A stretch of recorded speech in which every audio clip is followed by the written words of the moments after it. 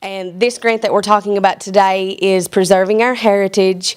And the big thing that I noticed in the class right at the beginning of the year was our kids really don't know a lot about canning.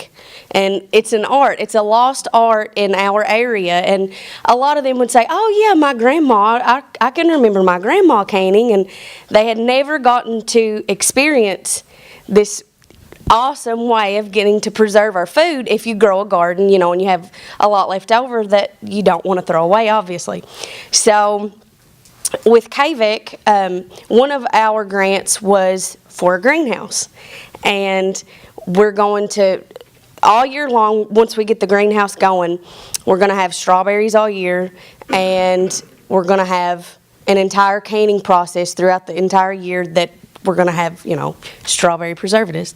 So at the beginning of the year, our awesome superintendent's wife, Martha Yount, with UK, she came with the Smarter Lunchrooms project, and we got to have 4 different stations, and our kids made their own strawberry jam. They went through the entire process. We took everything that went with the grant and got to use actually what we're going to have. We haven't gotten it in yet, but she came up and she got to let them experience everything from beginning to end, and they loved it. They loved it. I think it was everyone's actual first time that they got to can their own food theirself instead of, you know, sitting behind the scenes and having to watch it. So this is Brianna Tincher and Ethan Pugh, and they're just going to tell you a little bit about, you know, our year-long goal. And at the end of the year, they're going to talk about, you know, a farmer's market that we're going to have. And I'm just going to turn it over to them and let them speak. So for this year, with our grant, we each got our own canning kit. So it comes with everything you need to preserve your own food, and each student can do that. So with our greenhouse, like she said, we're planning on growing our own food, and at the end of the year, our main goal is to have a farmer's market.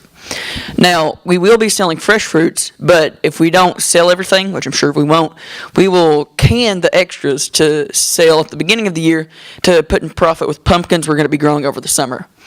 And with canning, it's a really interesting process. I know a lot of students in that class, including myself, went in knowing limited knowledge about it. And with the program that Miss Yount did, it just helped me understand a lot. So, like he said, what we don't sell at the farmer's market, we're going to can it and sell it next year. So, does anybody have any questions? So I just wanted to add on to that. We were generously given a plot of land, and it was through UK, and we get to tend this garden all on our own.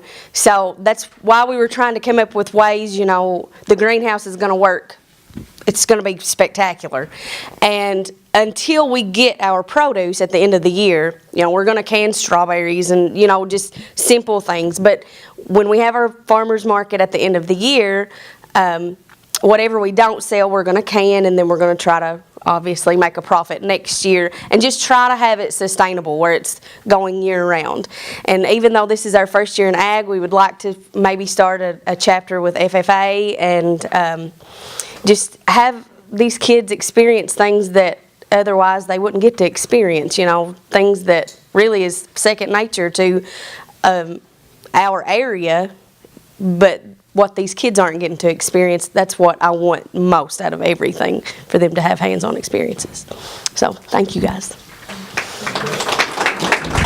Yes? I just want one question, and it just comes to mind because I know a student that was working with chicken eggs and had to go through some red tape with the health department stuff. What did you have any stumbling blocks or anything that like permits or anything that you have food-wise to be able to provide food, you know, or the canned goods there? Is there something that you have to do there? We got a grant for a chicken coop as well. So at the end with our farmers market, I've been working with William Sizemore, who is our health inspector in our county, And he is going to be coming up to school and talking about all the hoops that we have to jump through, because we had to jump through a few hoops in the beginning to even see if we can get a chicken coop going at school in the city limits. So he is going to be working with us. He said it was feasible, so he hasn't given me all the X's and O's yet, so. But with the jellies and stuff, was there anything you had to do to ensure that the product was safe to whomever you might sell it to, or have you thought? That, we haven't sold it yet. Okay. We just, So before you sell it, there We- might be some kind of permit or something yes. you have to go through? yes. I We're- imagine there's always something. Yes, like- yes, and he's gonna come up one day, and he's supposed to take us through the entire process. Weekly, with the chicken eggs, I know they're gonna have to be inspected Yeah. weekly for us to be able to sell.